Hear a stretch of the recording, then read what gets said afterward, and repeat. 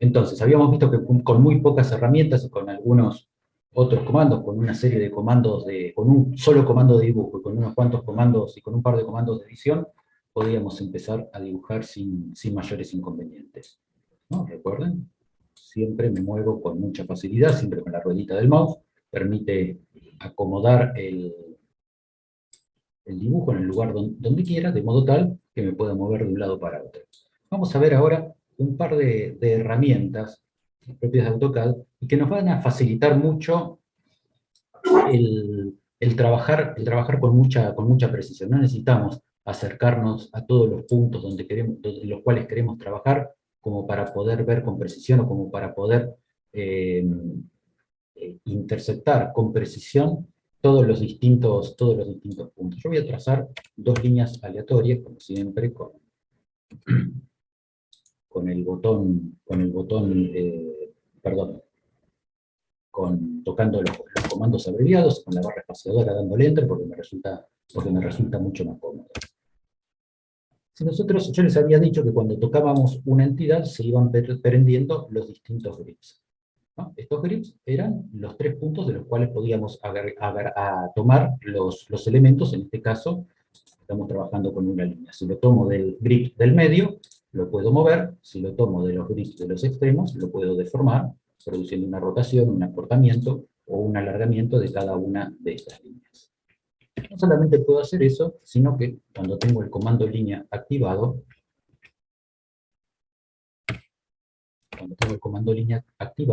ven que naturalmente al acercarme a alguna entidad, se prende un grip. Se va a prender el grip que está más cercano al cursor.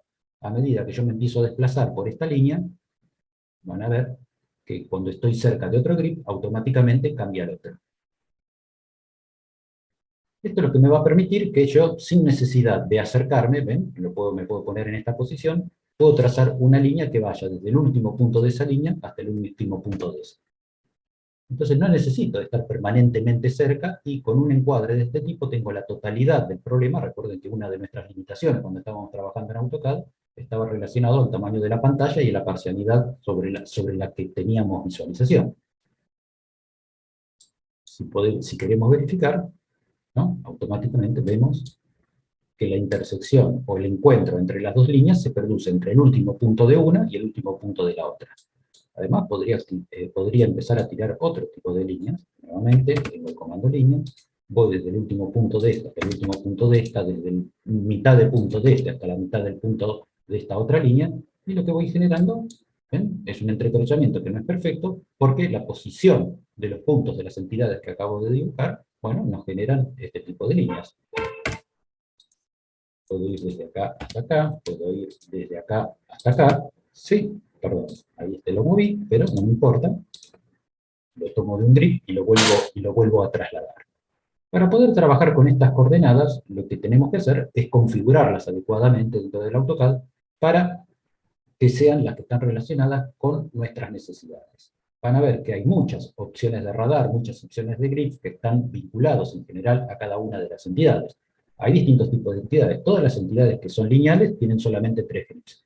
El punto de inicio, el punto de fin, que en definitiva los dos se llaman endpoint porque es indistinto empezar de izquierda a derecha o de derecha a izquierda, y un midpoint, ¿no? Que era esto. Cuando lo tocábamos, los dos endpoint, que son los puntos que están en el extremo, y el midpoint, que es el punto que está en el medio, ¿no? Recuerden, cuando yo hacía una línea, aparecía este símbolo, y ahí aparece el cartel endpoint, o aparece este otro.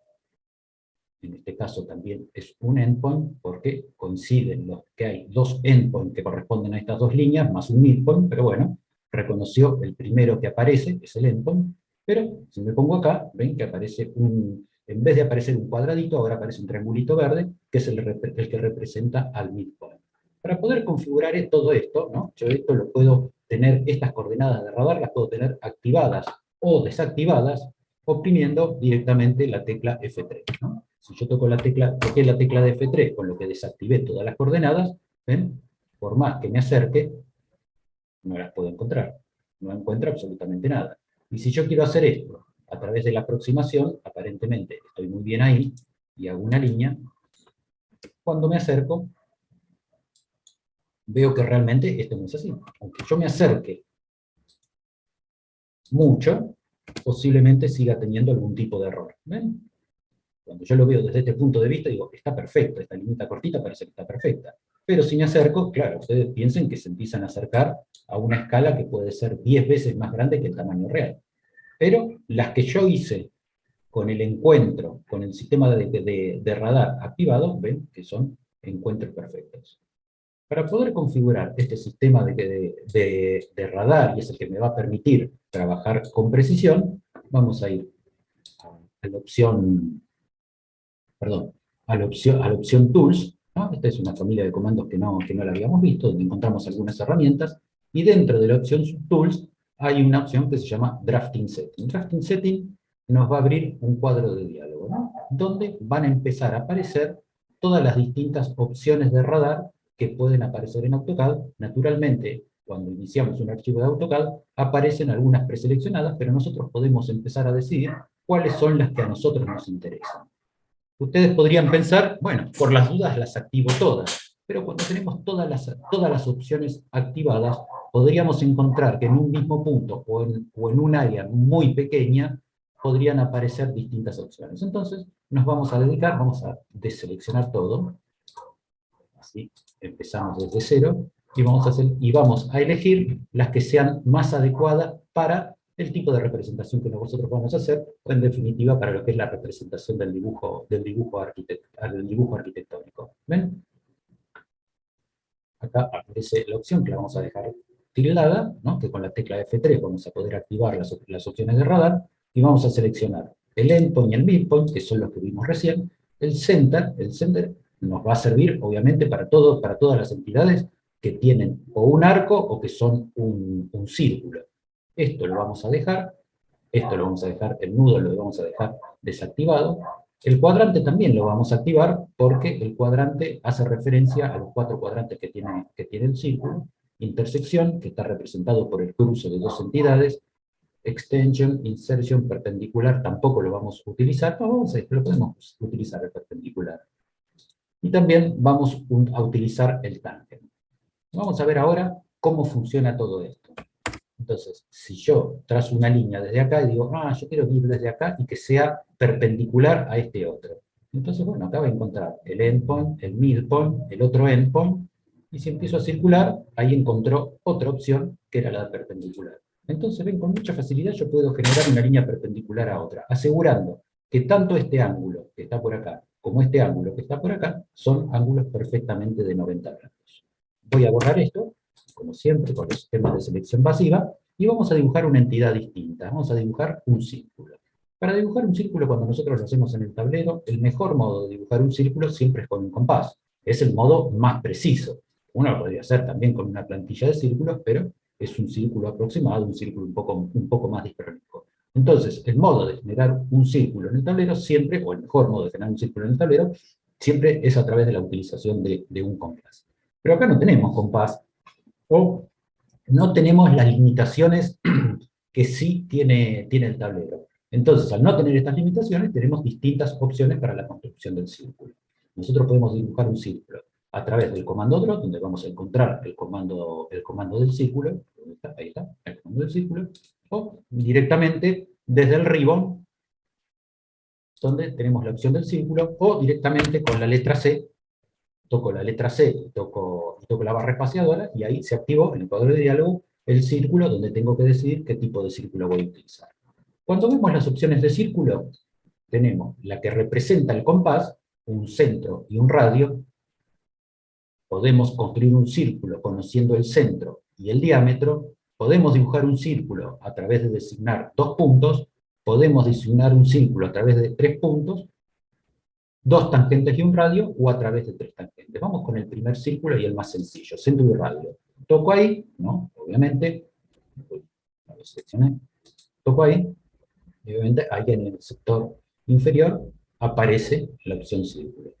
Como es un círculo de centro y radio, lo primero que designo es el centro, que lo pico con el botón izquierdo, y cuando empiezo a mover el mouse, puedo decidir cuál es el radio del círculo. El radio, lo mejor, cuando estamos trabajando con círculos que son conocidos, establecerlo mediante un valor numérico. Yo voy a escribir 10, Le doy un Enter, y ahí quedó un círculo. Voy a dibujar otro círculo, como ya tengo el comando círculo, lo único que hago es tocar el Enter o la barra espaciadora, voy a dibujar un círculo ahora de 5. A partir de acá puedo empezar a tirar líneas, desde el centro de este círculo hasta el centro de este círculo, desde este cuadrante hasta este cuadrante, desde este otro cuadrante hasta este otro cuadrante, ¿no? En un modo muy sencillo, borro esto, porque no me gustó más, no lo necesito más, o puedo construir un círculo diferente, una figura diferente. Para que esto quede un poco mejor, voy a utilizar, ¿no? Tomo el grip, y ven que ahí, ni bien me moví, apareció otro grip, que es el grip de tangente. Toco ahí, y lo moví a la tangente, y lo mismo puedo hacer con este. Toco ahí, y lo muevo a la tangente. De un modo muy sencillo, usar el comando trim, el comando recorte, que recuerdan que era esta tijerita. Elimino esto, y ven, de un modo muy sencillo he generado una forma geométrica compleja, sin mayores inconvenientes. Lo mismo podría hacer cuando estoy adentro de la vivienda. Una línea, si quiero tirar una diagonal y conocer el punto medio de esta figura, ¿no? Tiene una diagonal, que es una entidad que no me va a servir para nada, solamente es una representación auxiliar, que lo único que me ayuda es a determinar la mitad del círculo, para no tener que construirlo, ¿no? Desde la mitad de este lado hasta este, y desde la mitad de este otro lado hasta este. Más porque la mitad de este lado no lo tengo.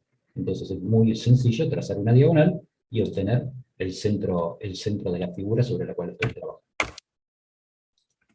Esto es una cuestión de práctica que hay que empezar a utilizar, pero ven que de un modo muy sencillo no tiene demasiadas dificultades. Esto es así. Digo, las figuras complejas en la arquitectura, ¿no? Nosotros estábamos trabajando con esta planta, que es muy sencilla, que tiene todas líneas horizontales o verticales, pero habíamos dicho que la arquitectura es bastante más compleja que esta forma geométrica y puede tener infinitas formas. Y esas infinitas formas se generan a partir de la adición o de la sustracción de figuras más complejas, ¿no? Podría generar una figura de este tipo, pero si quiero, esto lo puedo mover. Nuevamente con el comando trim, ¿no? Generé una figura compleja a través de dos figuras sencillas. Solamente lo que hago es adición o sustracción, y ahí tengo las diferentes figuras que puedo generar. De un modo, creo que ninguno va a tener problemas para generar este tipo de cosas. Yo les había dicho que ustedes van a dibujar poco. Voy guardando, aunque no he hecho nada, dibujé y volví a borrar. Yo les había dicho que van a dibujar poco. Y el tema de dibujar poco depende del orden que uno tenga, no solamente en el dibujo, sino en las cosas que va generando, ¿no? Nosotros, cuando dibujamos el plano de una vivienda, todas las viviendas tienen cocina, todas las viviendas tienen baño, entonces aparentemente hay ciertas cosas que no tiene sentido que las volvamos a hacer cuando ya una vez las hicimos. Esto significa que nosotros vamos a empezar a generar una biblioteca de distintos elementos que se utilizan en todas las obras. Todos los edificios tienen puerta, todos los edificios tienen ventanas, todos los edificios tienen muebles, independientemente de cuál sea la función. Y a medida que nosotros representemos edificios con distintas funciones, vamos a ir incorporando cada vez más algunos elementos predibujados. Estos elementos predibujados pueden ser descargados de Internet, ¿no? Si nosotros buscamos en Internet bibliotecas para AutoCAD, nos vamos a encontrar con una gran cantidad de elementos que podemos utilizar. Pero antes de descargar, de descargar elementos que vamos a utilizar, es importante entender cómo funcionan lo que se van a llamar bloques en AutoCAD. Entonces, buscar en Internet bloques en AutoCAD, van a aparecer millones de páginas que en un solo archivo pueden tener 1000, 2000, 3000 o 10.000 bloques distintos. Esos 10.000 bloques pueden estar representados por muebles, por autos, por plantas, por ventanas, por puertas, por todos los elementos que nosotros, independientemente de la forma arquitectónica, los utilizamos. A veces utilizamos algunas formas que son personalizadas, entonces esas obviamente no las vamos a encontrar, pero sí podemos componerlas. Es más, muchos fabricantes de distintos elementos, por ejemplo elementos sanitarios, ventanas o puertas, generan sus propios bloques y uno puede directamente descargar bloques de artefactos sanitarios, que sería un incordio tener que representarlos porque tienen formas complejas. No solamente por eso, sino que cuando nosotros utilizamos bloques, en el caso de los sanitarios, que están representados por el propio fabricante, nosotros sabemos o garantizamos que dentro de ese espacio que estamos organizando, por ejemplo en el caso del baño, los artefactos entran correctamente y cuando se abre la puerta no golpean a ninguno, porque todos están con su medida específica, inclusive con la distancia a la que tienen que estar desde la pared.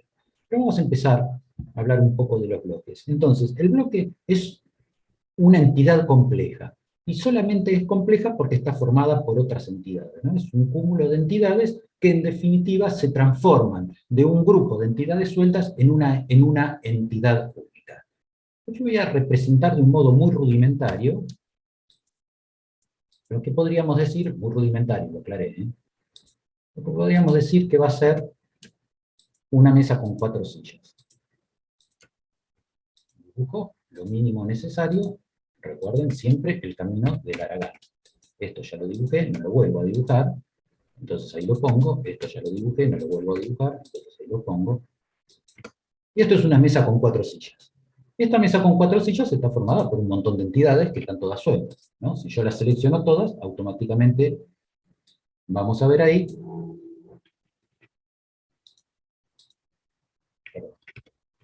si yo las selecciono todas, vemos ahí que están formadas porque lo que tengo seleccionado son 16 entidades sueltas. Para que esto sea un bloque está conformado por una sola entidad, de modo tal que cuando yo lo toque, esto sea exclusivamente un único elemento. Los bloques es algo, primero lo vamos a ver del modo más rudimentario y después lo vamos a analizar de un modo un poco más sofisticado, que en definitiva es lo que les va a permitir hacer distintas pruebas en un proyecto con muy poco esfuerzo. O si el proyecto está, el archivo está adecuadamente organizado y están bien utilizados los bloques, van a ver que les va a permitir hacer cualquier tipo de variación o variaciones muy importantes en un archivo sobre último momento que serían imposibles de pensar cuando estamos trabajando en el tablero. Es más, cuando nosotros trabajamos en el tablero, hay ciertos cambios que no podemos hacer porque nos llevaría muchísimo tiempo verificar cómo quedan porque necesitaríamos la representación. Esto, al formarse, al estar conformado, o un dibujo bien hecho al estar conformado por bloques, nos va a permitir distintos tipos de variaciones o un modo de dibujo muchísimo más rápido y, por supuesto, animarnos al cambio. Y cuando nosotros nos animamos al cambio porque tenemos tiempo y porque tenemos los sistemas que nos permiten hacer cambios dinámicos, lo que vamos a hacer, lo que vamos a ganar es tiempo de pensar. Entonces, vamos a poder verificar a través de la representación todas las ideas que se nos ocurran en relación a los proyectos. Como los bloques es algo que tiene mucho uso en el AutoCAD, prácticamente tiene un apartado. Como todos los elementos que se incorporan al dibujo, los bloques están dentro de Draw. Cuando empezamos a ir dentro de Draw, nos encontramos con todo el menú de los bloques. Pero también, al tener mucho uso, aparece directamente un pequeño apartado, dentro del ribbon del Home, que recuerdan que el ribbon del Home es donde tenemos las herramientas que utilizamos con mayor frecuencia. Aparece, ¿no?, un pequeño menú para los bloques. Aparece un botón más grande, que es el que nos permite insertar los bloques, que después vamos a ver cómo se utiliza, y otros botones más chiquitos. Primero, el que nos permite crear un bloque. Segundo, el que nos va a permitir editar el bloque, y este que no lo vamos a ver para ponerle unas etiquetas a los bloques. Entonces, lo primero que vamos a hacer es transformar en un bloque un grupo de entidades que por su posición particular representan alguna función o algún elemento en sí. Cuando nosotros vamos a la generación de un bloque nuevo, se va a abrir una ventana de diálogo, ¿no? En esta ventana de diálogo vamos a empezar a configurar el bloque. Como siempre, cada uno de los sectores del bloque, de las cosas que vamos a definir en el bloque, está rodeado por una pequeña o por una delgada línea en gris claro que nos va determinando, nos va separando secciones. Uno de los elementos más importantes que tiene el bloque es el nombre. ¿Y por qué digo esto? Y bueno, es importante el nombre del bloque porque es lo que nos va a permitir, a través de la lectura de un listado, saber qué es lo que contiene. El nombre es una arbitrariedad. Podría llamarse bloque 1, 2, 3, 4, 5 y así hasta el infinito.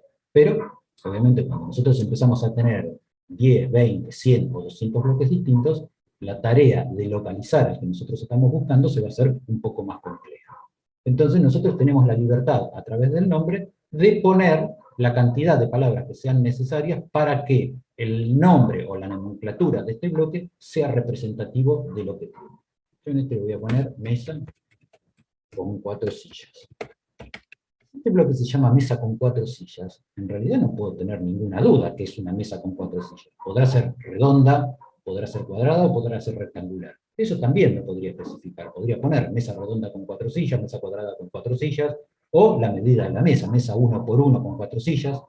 Todo lo que a ustedes se les ocurre. Entonces, lo primero que hago es bautizar el nombre y ponerle, bautizar el bloque y ponerle un nombre, que es lo que yo quiera poner. Segundo, vamos a pasar a la parte de objetos. Entonces, en la parte de objetos tengo un botoncito que es lo que me va a permitir seleccionar los objetos. Cuando toque este botón, va a desaparecer este cuadro de diálogo porque necesito ver la totalidad del escritorio para seleccionar los objetos. Acá sería muy sencillo, podría seleccionarlo sin necesidad de que desaparezca el cuadro de diálogo, pero cuando los bloques son más complejos y tengo que seleccionar varias partes, bueno, posiblemente no alcance el encuadre que en este caso tengo en la pantalla. Selecciono el botón que me permite elegir los objetos, ¿ven? Desapareció la ventana del cuadro de diálogo, desapareció el cursor y apareció esta pequeña mirilla de selección. ¿Ven? Yo puedo hacer algunas cosas de modo transparente. Trabajar de modo transparente significa que hay comandos que se activan por sobre otros. Los comandos que se activan por sobre otros son los que me permiten moverme de un lado para otro o los que me permiten acercarme al objeto. Puedo seleccionar individualmente los elementos que van a formar parte del bloque, lo que es muy engorroso y estaría perdiendo tiempo. Puedo seleccionar con un Windows o puedo seleccionar con un crossing. No importa que haya seleccionado 2 veces 16 objetos, porque siempre son 16 objetos únicos, no hay otra cosa. Ven que a medida que selecciono los objetos, todos estos objetos se van iluminando con este color medio celeste. Una vez que veo, que observo, que todos los objetos que quiero que forman parte del bloque sean seleccionados, listo, puedo dar un Enter, y cuando oprimo el Enter, devuelve el cuadro de diálogo que tenía anteriormente. Con una pequeña diferencia, que ahora, en este pequeño cuadradito muy ínfimo, tengo una referencia de lo que seleccioné, que son los objetos que acabo de seleccionar, y se transformaron en un bloque. Esto no lo vamos a tocar, lo vamos a dejar así, y vamos a ir a lo que se denomina el pick point. El pick point es una referencia. Esto significa que va a ser el punto del cual va a venir vinculado el bloque en el momento que nosotros lo insertemos. Dicho así, posiblemente no se entienda, pero recuerden lo que acabo de decir y lo que vamos a hacer, porque después cuando utilicemos este bloque vamos a ver cómo viene.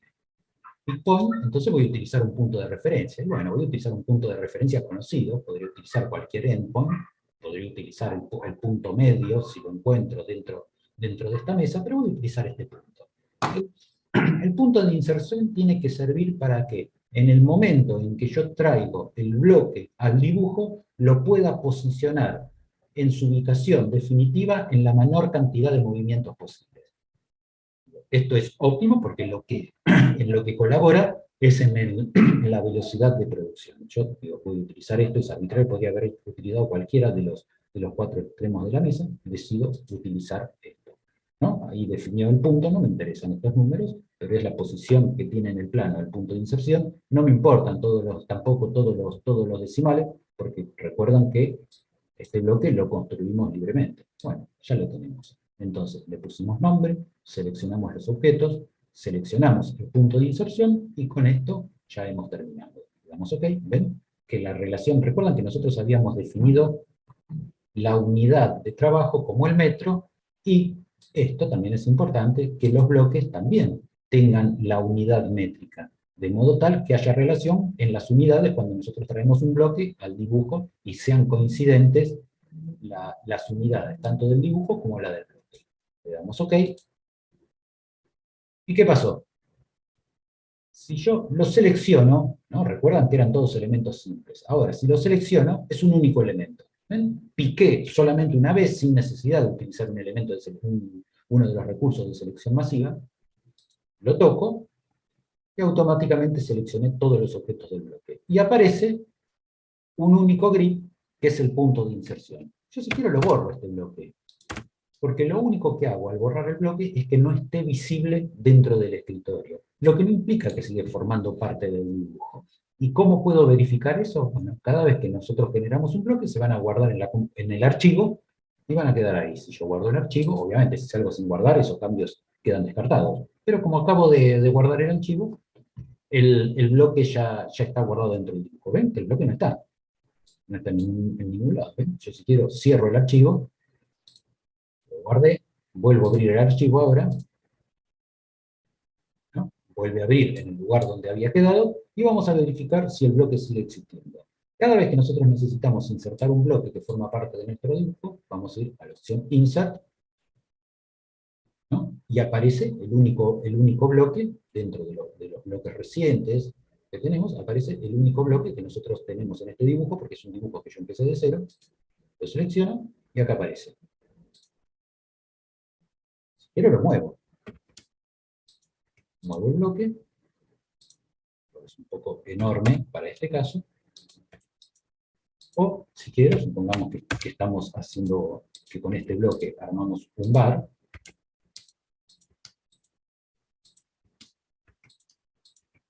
entonces estamos poniendo muchas veces mesas.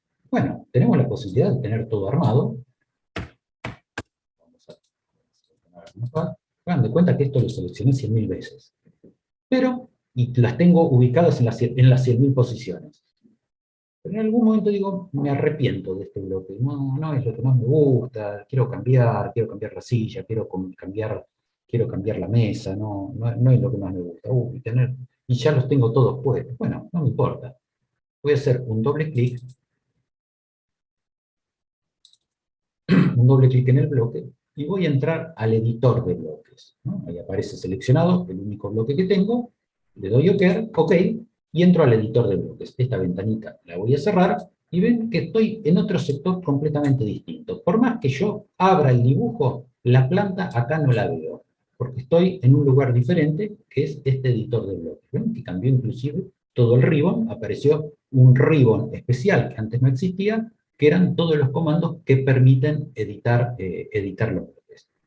Para darme cuenta que estoy dentro del editor de bloques, también cambió el fondo del escritorio. Voy a correr, yo con una ventanita acá abierta me molesta un poco. Ven que acá hay un botoncito que permite cerrar el editor de bloques. Si yo lo cierro, ahí está, volví al escritorio como siempre. Si hago nuevamente, hago doble clic, entro al editor de bloques. Dentro del editor de bloques yo puedo empezar a trabajar con el bloque como si fuese un dibujo cualquiera. Entonces, puedo utilizar cualquier tipo de comando, ¿no? Si vengo al Home, recupero todos los comandos, toda la barra que tenía dentro del Home. ¿No? Yo le hice una modificación, hago una modificación de modo tal que se note que estoy cambiando algo. Es una modificación inservible porque no estoy cambiando demasiadas cosas, pero puedo hacer esto. Borro todas unas linitas que me habían quedado desprolijas, y ahí está. Voy a cerrar el editor de bloques, y bueno, me aparece una advertencia, ¿no? Y esa advertencia está relacionada con que he hecho cambios en el bloque. Y tengo dos opciones: guardar los cambios que he hecho en el bloque o descartarlos. Si descarto los cambios que he hecho en el bloque, obviamente las cosas van a quedar como antes, pero si los salvo, automáticamente impactó en cada una de las posiciones en el que el bloque está inserto. Si vuelvo a insertar este bloque, ¿ven? Ahora el bloque aparece con su nuevo formato. La verdad que es bastante cómodo. Vamos a ver otra opción de bloques.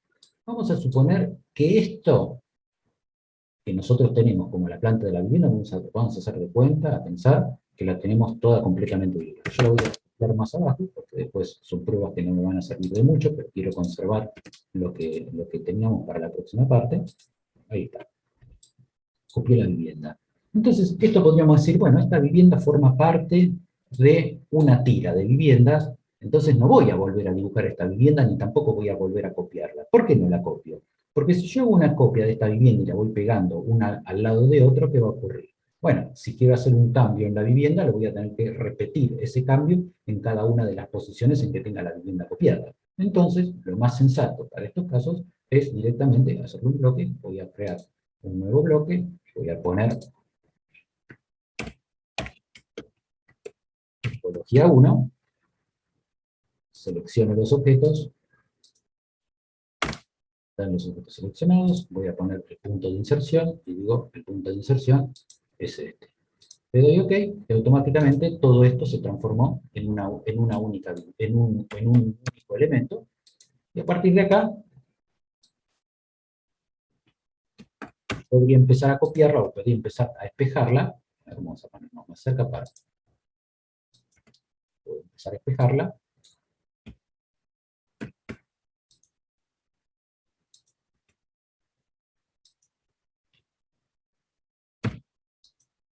¿No? Y generé una tira de viviendas. ¿Qué sucede?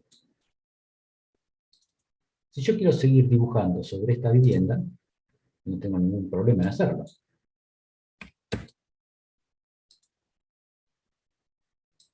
Puedo hacer todas las modificaciones que quiera. Y cuando cierro el editor de bloques, guardo este bloque y automáticamente se me actualizó en todos los casos. Podría ser que esta tira sea otro bloque. Vamos a generar otro bloque. Este bloque se llama tira. Selecciono los objetos son todos estos, y le voy a poner un punto de inserción. Vamos a poner este punto que está acá al medio. Esto obviamente es un plano que no está terminado. ¿Ven? Y todo es un bloque. Entonces yo podría decir que cuando copio esto acá, voy armando una especie de conjunto muy rudimentario lo que estoy haciendo. Podría girarlos, podría ponerlos en cualquier posición. Vamos a girarlos.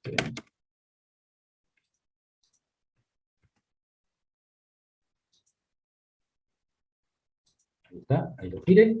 Y hacemos de cuenta que tenemos armando una manzana o un tramo de la ciudad. Y nuevamente, si hago doble clic, ahora estoy entrando a la tira de viviendas. ¿Y cómo hago si quiero modificar solamente una si ahora lo perdí? Bueno, vuelvo a insertar esa única vivienda que estaba acá.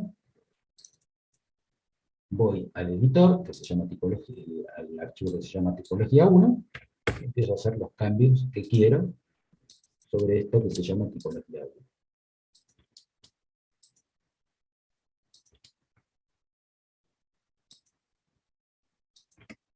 Salgo del editor, nuevamente tengo la advertencia de que he hecho cambios, quiero conservar los cambios, y automáticamente cambio tanto en las posiciones que estaban en horizontal como en las posiciones que estaban en vertical. Automáticamente cambió todo, porque tengo un bloque que de adentro tiene un bloque. Entonces no tengo que cambiar uno por uno todos los bloques, sino que lo he hecho automáticamente. Vamos a suponer, vieron que la arquitectura muchas veces tiene secuencias compositivas que se van repitiendo. Y algunas de esas secuencias son las que necesitamos modificar. Supongamos que tenemos una tira de viviendas o un proyecto que va repitiendo algunas partes. Esa parte podría ser un núcleo de baño y cocina. Entonces nosotros podríamos trabajar ese núcleo de baño y cocina directamente con un bloque, y cada vez que actualicemos ese bloque se nos va a actualizar toda la planta. Supongamos que tenemos la fachada de un edificio en altura, ¿no? Las variaciones, puede haber, obviamente, hay muchos edificios en altura que tienen variaciones en las fachadas, que tienen plantas que son diferentes entre cada uno de los niveles, pero mayoritariamente hay algo en particular que pasa en la planta baja, algo en particular que pasa en la parte superior, y después el tramo del medio es el repetitivo.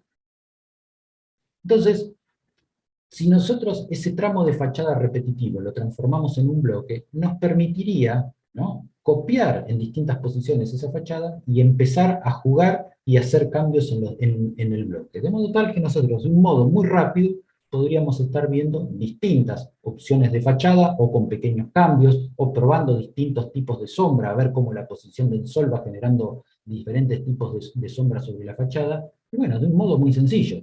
Esto solamente es posible cuando nosotros lo estamos haciendo a través de la utilización de los bloques. Pero también hay otro tipo de bloques, y esos bloques están dados, ¿no? Este es el uso más razonable de los bloques, ¿no?, el uso avanzado. Vamos a empezar a hacer un uso rudimentario de los bloques con una pequeña biblioteca que yo les di. Esa biblioteca está en ese archivito que está en el aula web que se llama bloques. Entonces, ¿cómo hacemos para interactuar, como para empezar a trabajar con bloques que no forman parte del dibujo? Los bloques que yo les di, si ustedes los descargan, no van a poder hacer absolutamente nada porque no están dentro del dibujo. Uno los empieza a buscar dentro del dibujo y no están. Entonces son archivos externos que se van a trabajar, a transformar en internos de este archivo solamente desde el momento en que nosotros los coloquemos dentro del dibujo. Entonces, cuando nosotros íbamos a la opción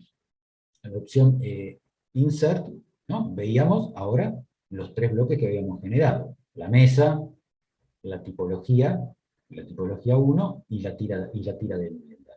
Pero, ¿qué pasa si nosotros queremos? Digo, estos son los bloques recientes, los que hemos utilizado. Después tenemos otros bloques que son los favoritos, y eso sí podemos determinar en dónde están. Nosotros podemos tener una carpeta dentro de la computadora donde tenemos los bloques que nosotros utilizamos habitualmente, ¿no? Entonces, en este dibujo, ¿ven? Que ahora aparece una ventana más amplia, que además tiene distintas solapas. Tenemos los bloques que están dentro de este dibujo, casualmente, los bloques que se han utilizado recientemente, ¿no? Esto es lo que pasa en mi computadora porque son los bloques que yo utilicé recientemente. Los que están dentro de los favoritos, yo no tengo ninguno de los favoritos, y los que están dentro de nuestra librería. Esto es donde nos vamos a parar y donde nosotros tenemos que rutear la ubicación donde está nuestra librería. Entonces acá aparece un pequeño botoncito que es el que nos va a permitir buscar dentro de nuestro disco rígido, ¿no? Yo tengo acá una carpeta que se llama CAD, y dentro de la carpeta CAD aparece esta carpetita que se llama bloques, ¿no? Y dentro de los bloques hay un montón de archivos con nombres que son representativos del contenido.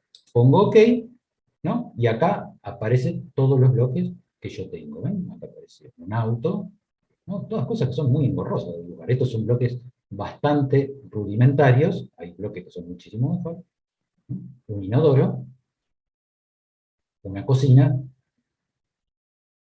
una pileta de cocina, por ahí había otra pileta de cocina un poco más sencilla, una planta con hojas, un sillón, una puerta de 80, una puerta de 70, una puerta de 90, dependiendo las necesidades que tengamos en cada uno de los casos. Pero vamos a empezar a trabajar o vamos a empezar a utilizar algunos de los bloques que aparecen acá. Lo único que tengo que hacer es picarlo con el botón izquierdo del mouse y arrastrarlo adentro del dibujo.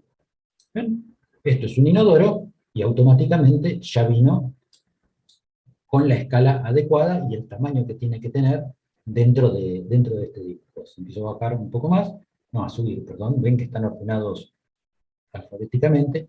Creo que tenía por acá alguna cama, bueno, cama doble. Vamos a agarrar la cama doble. Ahora me quedo en cualquier lado, pero no me importa, vamos a moverla. Ahí está la cama doble. Pero claro, muchas veces los bloques no vienen en la posición que nosotros necesitamos. Entonces, voy a cerrar esto, porque esto de la utilización de los bloques nos va a obligar a utilizar ciertos comandos de edición. La cama la tenemos en una posición inadecuada, ¿no? Porque si vamos a entrar por acá, primero vamos a abrir un hueco para poder colocar una ventana.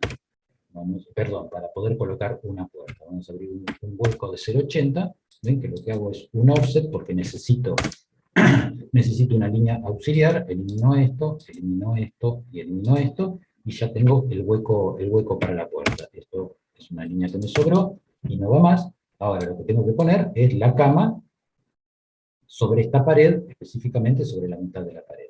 Entonces lo primero que tengo que hacer es rotarla. Para rotar un elemento que tengo dibujado es una modificación que nosotros estamos haciendo en el dibujo. Entonces el comando rotar lo van a encontrar acá en Modify, o directamente en el menú de Modify del ribbon, ven que acá aparece el rotate. O la tecla R, no. RT, no. RO. Aquí aparece con el RO, aparece el rotate. Pero si lo quieren utilizar de acá, es lo mismo. Recuerden que a medida que van implementando que se van acostumbrando a la utilización de los comandos abreviados, van a poder dibujar cada vez más rápido. Rotate. Lo primero que hay que hacer es mirar qué es lo que está pidiendo el comando en el cuadro de diálogo. primero que tenemos que hacer es seleccionar los objetos. Listo, ya está el objeto seleccionado. Ahora, definir el punto sobre el cual se va a producir la rotación. Es conveniente hacerlo sobre un punto cercano al objeto que queremos rotar. Y a partir de acá, ven, empiezo a dar vueltas, pero claro, digo, así es imposible invocarlo en la posición que quiero. Oprimo F8 y tengo 4 posibilidades para la posición de la cama. ¿Listo? Ahí lo tengo, y ahora lo que voy a hacer es mover la cama. ¿Ven? Tiene un grip en la parte del medio, y la voy a arrimar. Vamos, se los voy a mostrar de nuevo porque tal vez lo hice muy rápido. Toco la cama, la tomo del grip, y me voy hasta el punto medio de la pared esa del fondo.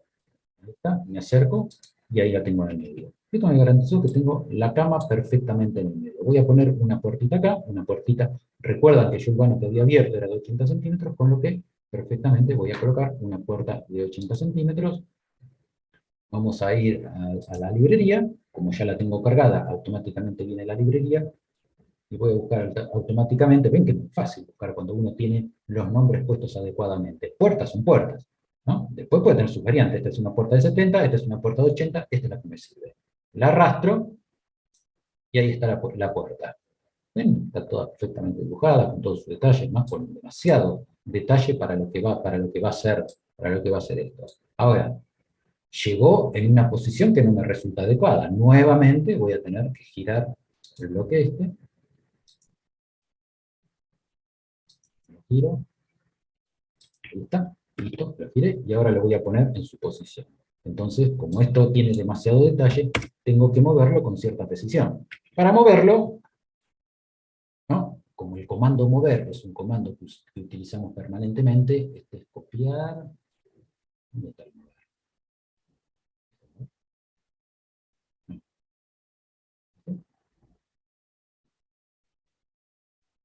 Bueno, no me acuerdo. Ah, claro, lógico.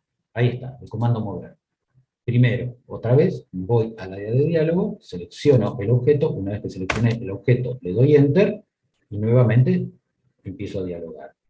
Punto de referencia para mover el objeto. Esto también tengo que tratar de hacerlo en la menor cantidad de movimientos posible. No puedo hacerlo por aproximación. Como también puedo seguir utilizando sobre el comando mover comandos transparentes, ¿ven? Esto sigue seleccionando y yo me sigo moviendo dentro del dibujo. No accioné ningún otro comando que no sea los que puedo accionar con el mouse. Lo voy a tomar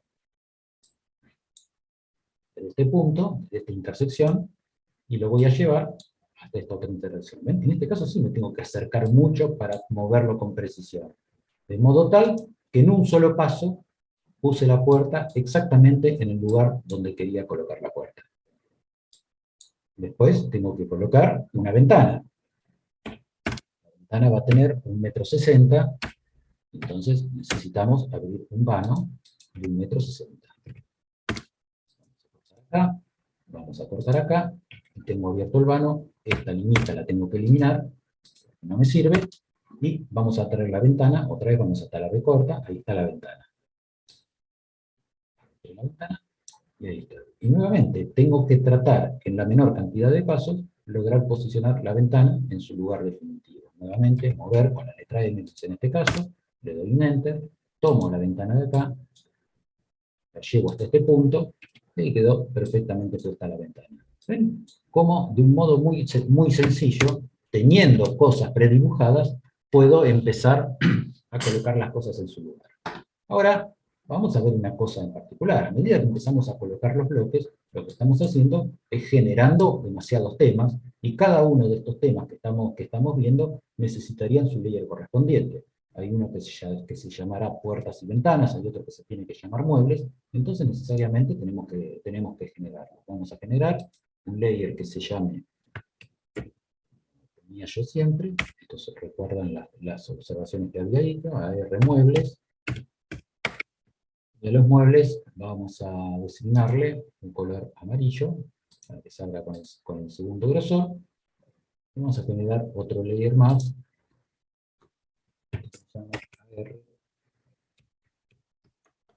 y vamos a hacer puertas y ventanas.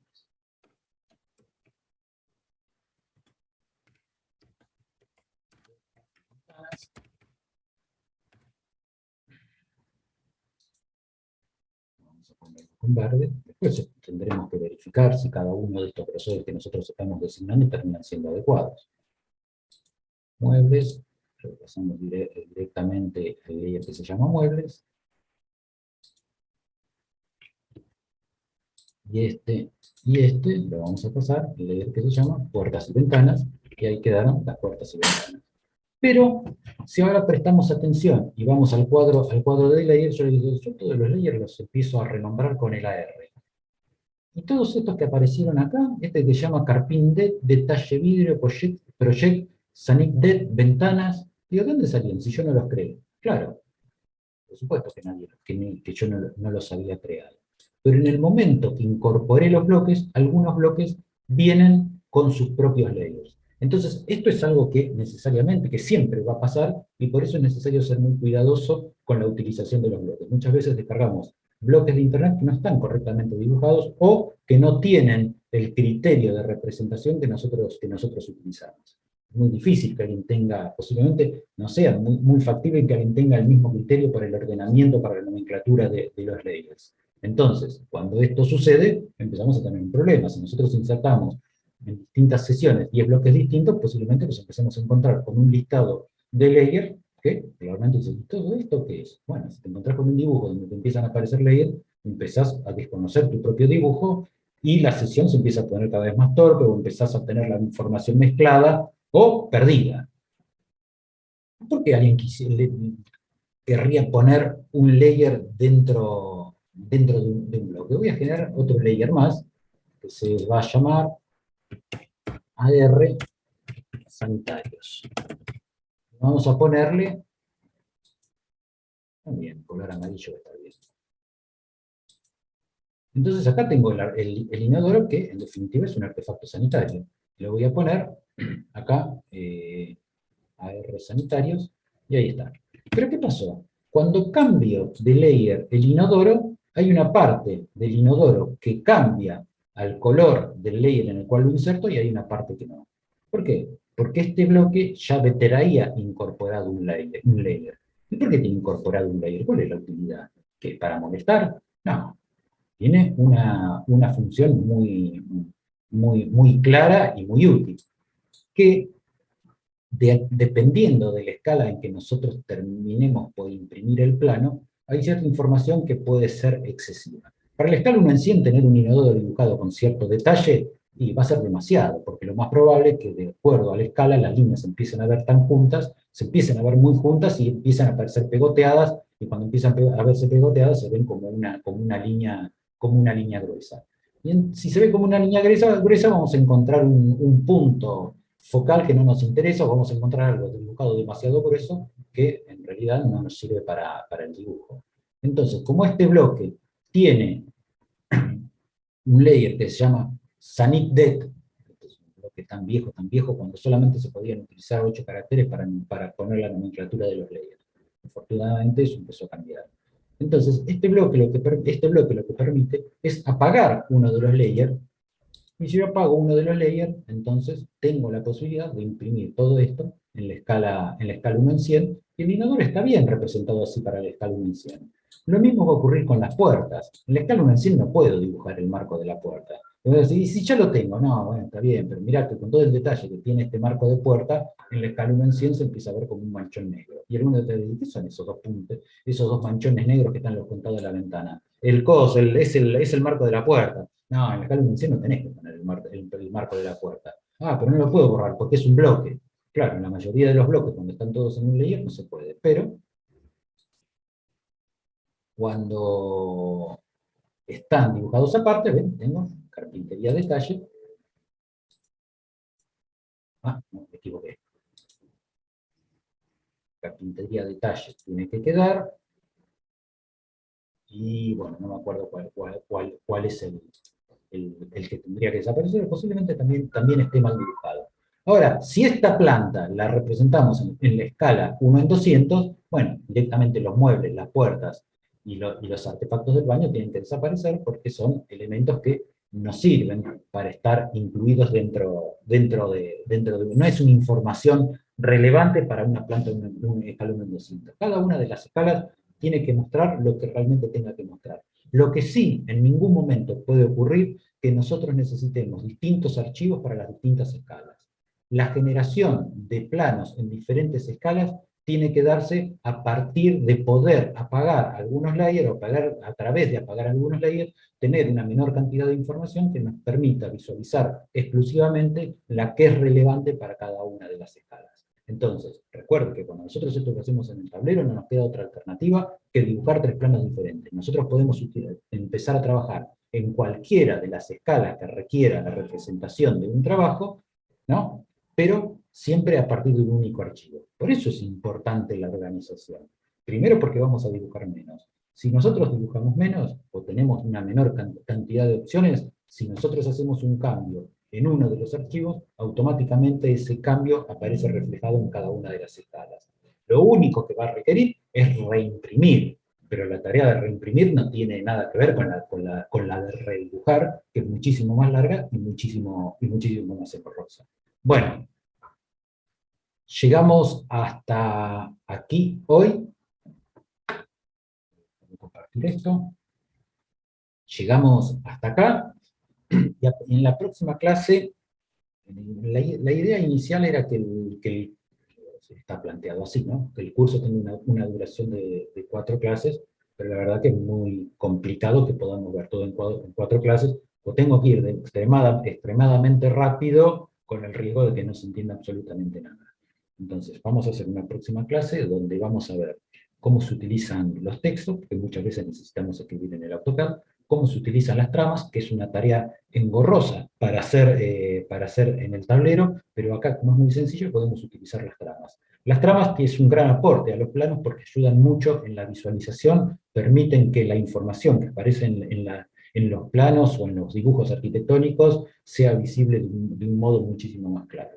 Y sobre el final vamos a generar nuestra impresión electrónica. La verdad que ya a esta altura de las circunstancias no me interesa la impresión física. Creo que es naturalmente algo que tiende a desaparecer o que necesariamente tiene que desaparecer. Tengan en cuenta que el costo más importante de una entrega hecha en la computadora está dado por la impresión.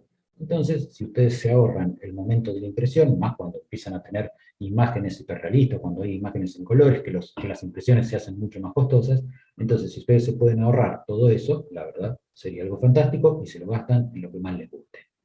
Bueno, que tengan una muy buena semana, y nos volvemos a ver el próximo lunes a las 8.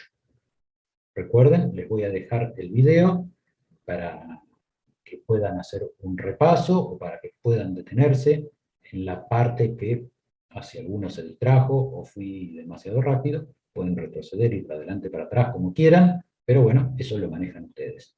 Bueno, nos vemos. ¿Siguen ahí, no? Sí, sí. Gracias, buen fin de. que me parece que falta un poco para el fin de, pero bueno, recién estamos arrancando. No, sí, pero bueno, hasta el próximo lunes. Por eso Hay un yo fin les de digo por medio. solamente que tengan buena semana, porque empezar a hablar del fin de semana el lunes parece que no llegamos. Al viernes Ah, vamos a ok. llegar. Bueno, Bueno, buena igual, si semana. quieren también, que tengan buena semana y buen fin de semana. Nos vemos el próximo lunes. Gracias igualmente. Profe, Nos gracias. vemos. Nada.